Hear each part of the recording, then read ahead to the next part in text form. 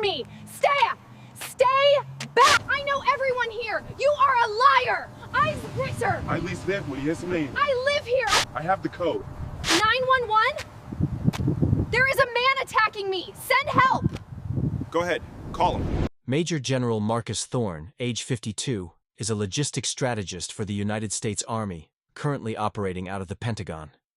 His annual income, including consulting fees and investments, exceeds $350,000, placing him well within the financial demographic of Silver Creek Estates. 2 days prior to this footage, Thorne closed on a $2.2 million Georgian-style estate within the community. He is returning from a classified briefing in Germany, driving a personal vehicle he had shipped ahead of his arrival.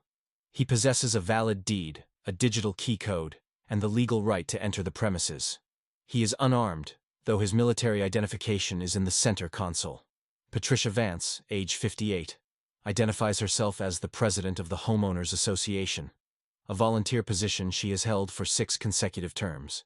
She is a former HR administrator, currently unemployed but living on an inheritance and alimony. Public records indicate Vance has lived in the subdivision for 15 years. During that time, she has filed 42 formal complaints with local law enforcement, ranging from suspicious vehicles to noise violations.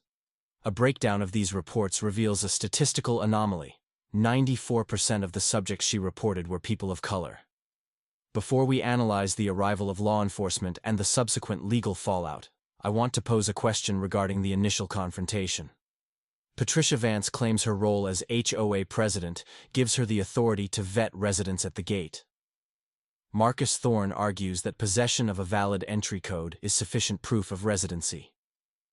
In a private gated community, does a volunteer board member have the legal right to physically block entry to a vehicle if they suspect a security breach?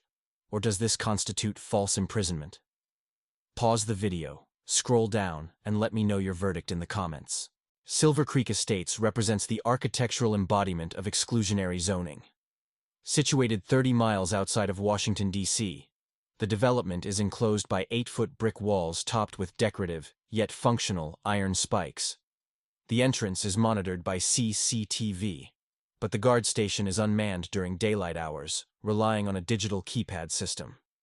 The streets are lined with mature oaks, and the setback for each property suggests a community designed for privacy and isolation.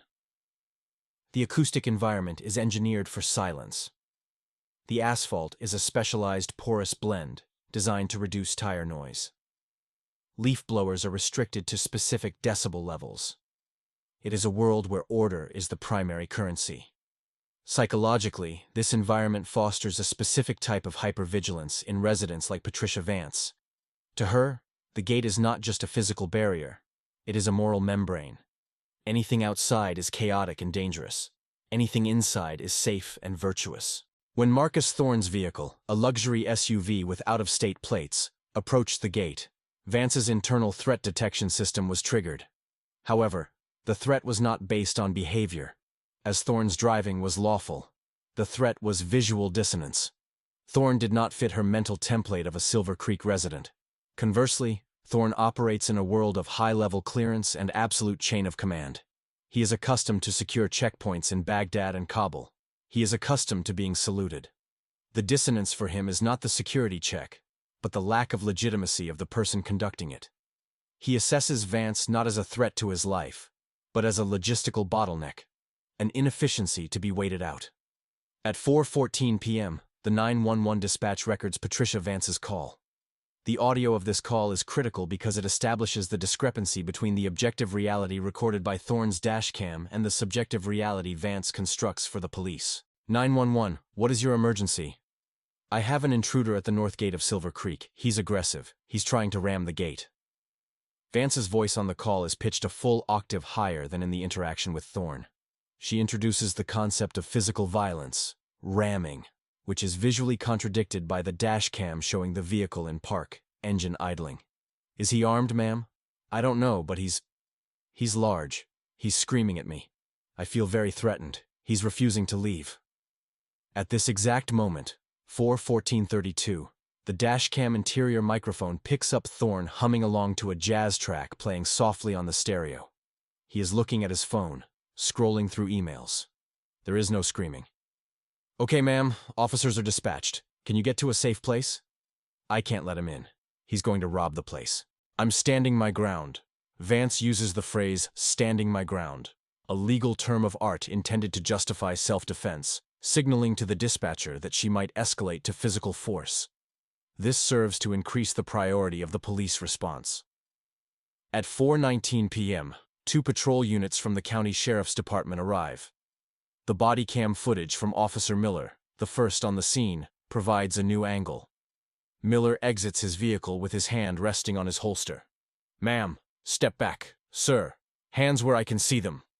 Officer Miller addresses Vance with a request, but issues a command to Thorne. This is the first psychological pivot point.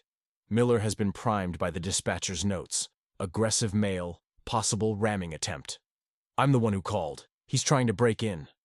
Vance points a finger at the SUV. Her body language is open, inviting the officers into her space.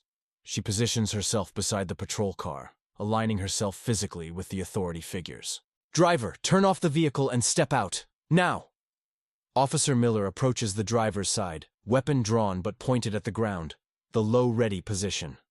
Thorne cracks the window 3 inches. He does not open the door.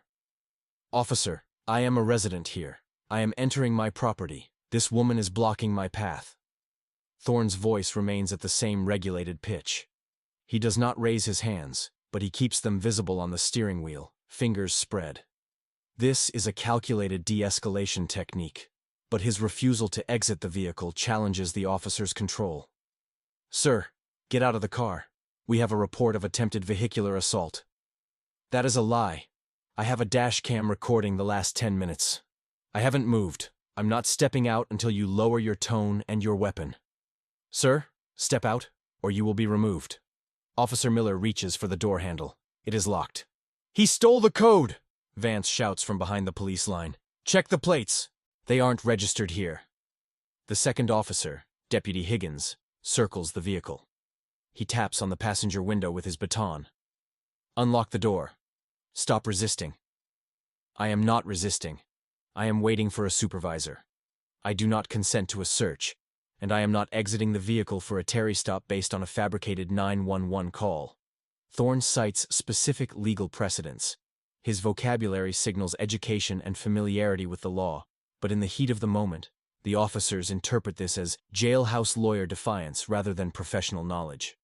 Sir, we aren't asking. Open the door.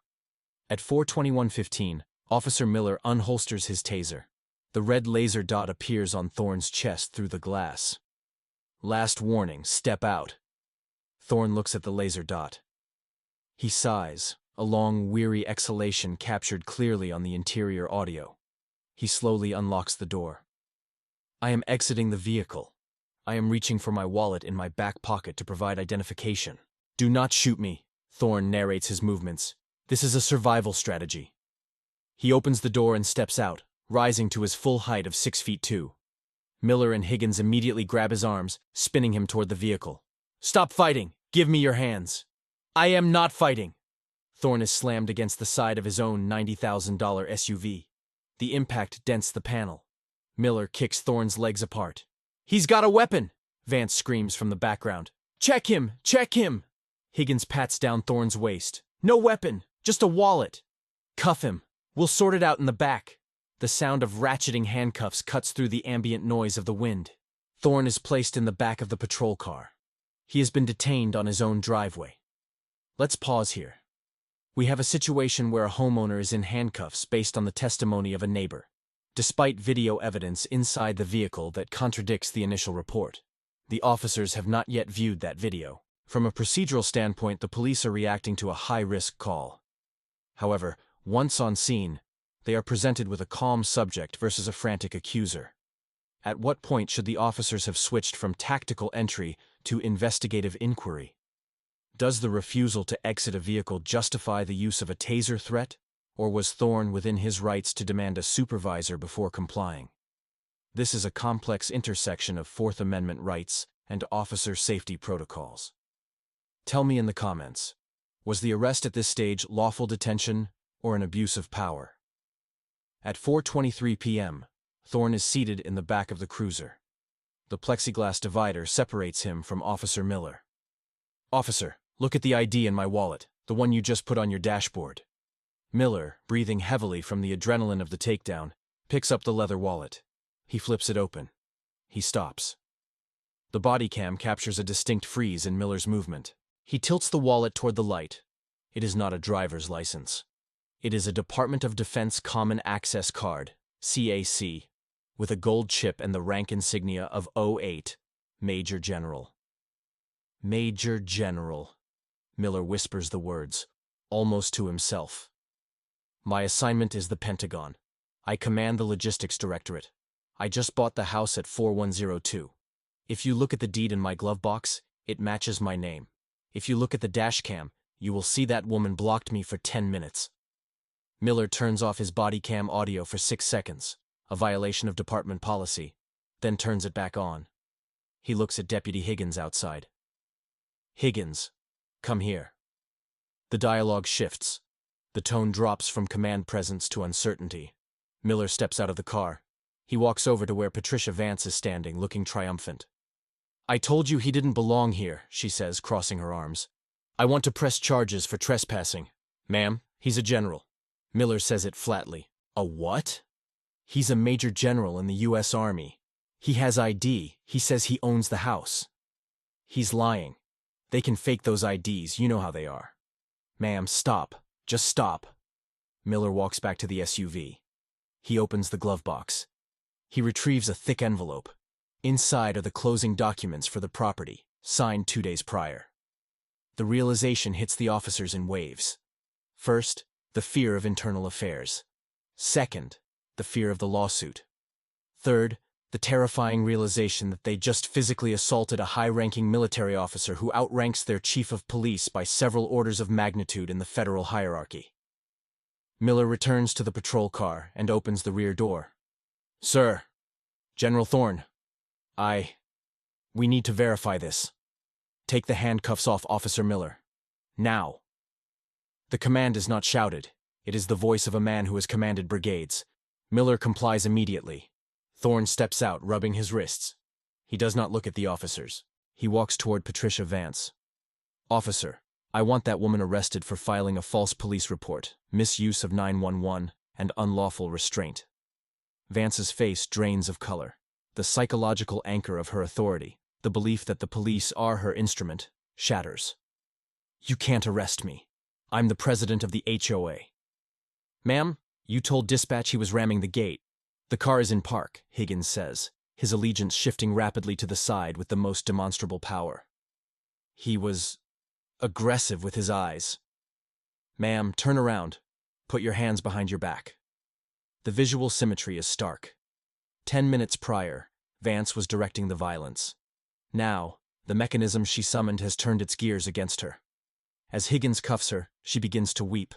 Not the stoic silence of Thorne, but loud, gasping sobs of victimhood. "I was just protecting the neighborhood. This isn't fair. I live here." Thorne retrieves his phone from his car. He makes one call. "This is Thorne. Get the Judge Advocate General's office on the line. And call the local precinct captain. I'm at my residence." The aftermath of this incident was not a simple misunderstanding. It was a scorched earth legal campaign led by Thorne's legal team, which included military counsel and top-tier civil rights attorneys. The investigation revealed that the police department had a pattern of deferring to Vance's complaints without verification. However, because Thorne was a federal employee with high-level clearance, the FBI was brought in to investigate a potential hate crime under the premise of deprivation of rights under color of law. Officer Miller and Deputy Higgins were placed on administrative leave. While they were not criminally charged, as qualified immunity protected their initial response to the ramming call, they were both fired 3 months later for policy violations regarding the de-escalation failure and the muting of the body cam. Patricia Vance faced the brunt of the legal storm. She was charged criminally with filing a false police report and false imprisonment. She pleaded no contest to avoid jail time, receiving 2 years of probation. But the civil consequences were far more devastating. Thorne sued Vance personally for defamation, emotional distress, and civil rights violations. The jury, presented with the video of Vance blocking the gate and her racially charged 911 call, found in Thorne's favor. The judgment was $5 million.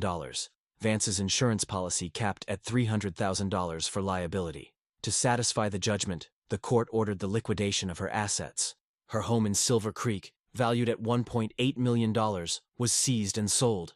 Her savings were garnished. Furthermore, the HOA bylaws contained a clause, one that Vance herself had strictly enforced against others, stating that any resident convicted of a crime involving moral turpitude or bringing disrepute to the community could be evicted and stripped of membership. The board voted 6-0 to remove her. The final element of justice involves the settlement with the HOA itself. Thorne sued the association for enabling Vance's harassment. The HOA settled for an undisclosed amount, estimated to be in the low 7 figures, which required a special assessment fee levied against every homeowner in the neighborhood to pay for the damages caused by their president. This brings us to our final discussion point. The financial destruction of Patricia Vance was total. She lost her home, her status, and her fortune. Some argue that this punishment fits the crime of weaponizing the police against an innocent man, an act that could have resulted in Thorne's death. Others might argue that a $5 million judgment against an individual is excessive and vindictive. Does the punishment fit the crime, or did the legal system overcorrect because of the victim's high status? Let me know your thoughts in the comments below. Today, Major General Thorne still resides in Silver Creek. He has reportedly installed his own security system and rarely interacts with the neighbors, though the new HOA board is notably more transparent in its operations. Patricia Vance currently lives in a rented apartment in a neighboring county. She has declared bankruptcy and has no public social media presence. This case serves as a forensic example of confirmation bias weaponized. Patricia Vance saw what she wanted to see, a threat. The police saw what they were told to see, a suspect. The camera, however, saw only a man trying to go home. The danger of subjective reality is that it often crumbles under the weight of objective evidence, but usually not before the damage is done. In this instance, the victim had the resources and the rank to fight back. Most do not. Thank you for watching. If you are interested in more analyses of body cam footage and legal psychology, make sure to subscribe.